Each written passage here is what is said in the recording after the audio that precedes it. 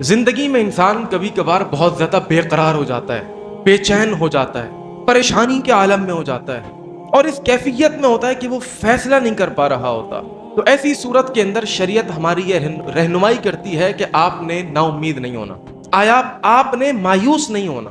اور اس سلسلے میں ایک دعا اور ایک وظیفہ ہے جو میں آج آپ کو دینا چاہتا ہوں، اور یہ دعا، یہ وظیفہ سنن ابی داؤد کے اندر موجود ہے۔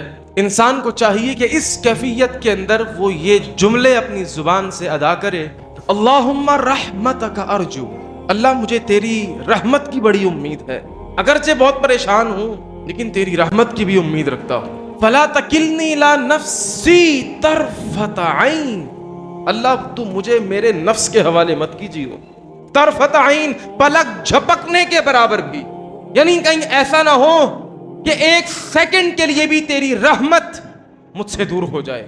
وَاصْلِحْ لِي شَأْنِي كُلَّهُ، اللہ میرے سارے کاموں کے انجام بہتر فرما دے، میرے سارے الجھے ہوئے کاموں کو سلجھا دے، اور سارے کاموں کے اندر آسانیاں پیدا فرما دے۔ لا الہ الا انت، اللہ تیرے علاوہ تو کوئی نہیں ہے نا، تو ہی ہے جو کرنے والا ہے۔